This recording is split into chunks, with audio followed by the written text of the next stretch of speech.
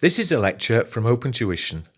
To benefit from the lecture, you should download the free lecture notes from opentuition.com. Okay, so let's go through and revise a topic that we've seen previously on the certificate level, but let's just add little bits and pieces to it to make sure that we bring it up to an examinable standard for F1. And it's all about inventories. IAS2 is the accounting standard, if you can't remember. And the key thing that we're trying to account for is the value of inventory at the end of the year. So remember, your closing inventory journal is you debit the inventory on the statement of financial position within your current assets, and then you credit your closing inventory, don't we, as part of cost of sales, because that closing inventory is then next year's opening inventory. So carrying forward the value of inventory that will be then used and sold in the following accounting periods, isn't it? When we're talking about prudence, we don't want to value the inventory too high, do we? Okay. But if we identify that there is a fall in the value of the inventory, we recognize that fall immediately, don't we?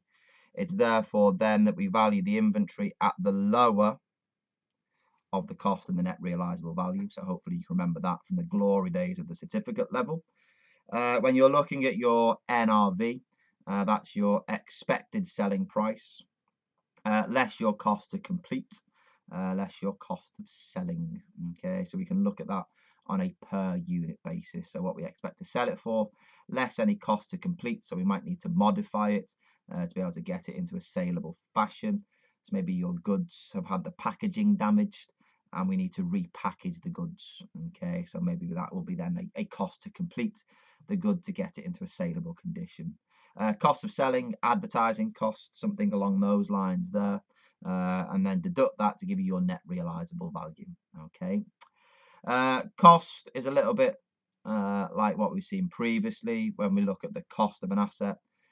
Here is the cost incurred bringing the inventory to its present condition and location. So how have you got the inventory into that position in your shop in order to be able to go through there and sell it? So costs that you would include, your materials, so direct materials. Is it their direct labor? Because you might need to convert that raw material into a finished good, in which case the labor force are responsible for doing the conversion. As well as the direct labor, you could have your manufacturing overheads, so production overheads. Do just be careful that they are based on your normal budgeted output. If there are variances within that budgeted output, we don't make any adjustments at this point in time. What we just go through and do is we look at the average overall expectation, i.e. the normal output, assuming that that will be constant over a period of years. Any transport costs, so shipping costs, road costs, in order to get the goods to their location, we can record that as part of the cost of inventory. And also any irrecoverable taxes, so maybe any import duties, border taxes. If the sales tax for some reason is not recoverable, then you record that as part of the cost. Okay. Costs that we go through there and specifically exclude are things there such as abnormal costs, so costs that you were not expecting as part of the production process. They just get expensed through profit or loss. Storage costs, your warehousing costs, they would just be expensed because the inventory is in its location already. We don't record the cost of it being in the location, it's just getting to the location. We've included manufacturing overheads, but admin overheads are not manufacturing overheads, are they? So they will be excluded. And then any selling expenses, they are relevant, but the selling expenses form part of the NRV. Okay, so the goods are in their condition, they are in their location, ready to be able to be sold. You need to incur a selling cost, but that will be after the sale. So that is not a cost of getting the inventory to its condition and location. Key bit that you've got is when you value the inventory, you do it on a line by line basis, don't we? So product A, lower of cost and NRV. Product B, lower of cost and NRV. Product C, lower of cost and NRV. And then we go through there, don't we? And total it up, okay, to get the year-end inventory, whereby you then debit the inventory on the SFP and credit closing inventory through profit or loss. All a bit too easy, I bonus, isn't it, for some F1 exam stuff. So an example that we have there, inventory valuation, it says what figure for closing inventory should be included in the statement of financial position. So remember, lower of cost and net realizable value on a line by line basis. In this instance, I think there's just one inventory valuation. Okay. So it says Neil paid $3 per unit for material, so that's part of your cost. And to complete each unit, it incurred $2 per unit in labour. Okay. It says production overheads for the year based on normal output of 12,000 was $72,000. So if we're going to go through that and work out, is it our manufacturing overheads? It is the 72,000 divided by 12, which is $6 per unit, isn't it? Okay. And then it says due to industrial action, only 10,000 units were produced. I'm not worried about that in terms of my manufacturing overheads. Okay, we can ignore that fact. We base it upon our normal level of output. 1,000 units were in inventory at the end of the year. So that's what we're looking to value, isn't it? At the lower of cost and NRV.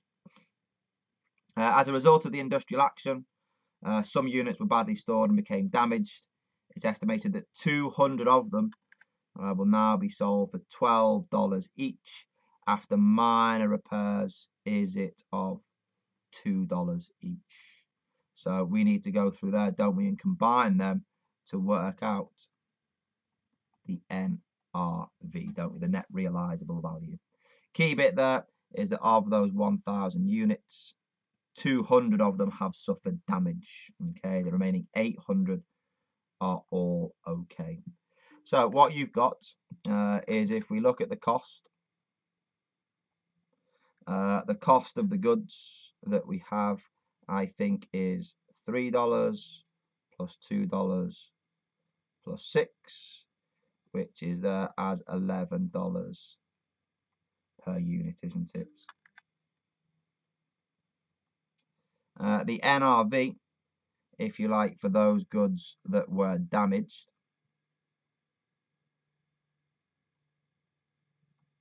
is the 12 less the 2, which is $10 per unit, isn't it? However, the NRV for your undamaged goods would be $12 per unit, wouldn't it? Because we don't need to perform any minor repairs. So the key bit is that for the damaged goods, of which there are 800, we will have them at $10 per unit, because that's the lower of the cost of 11 and the NRV.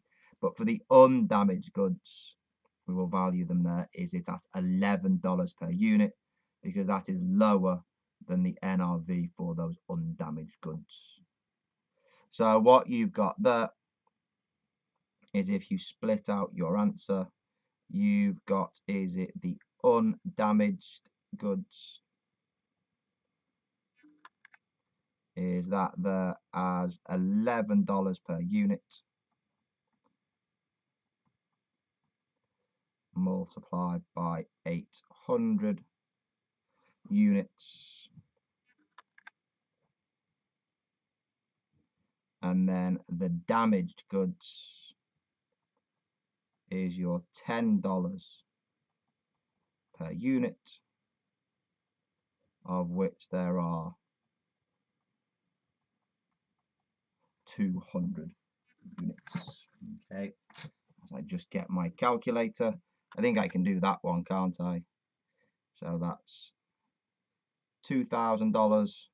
Is that 800? Yeah, 800.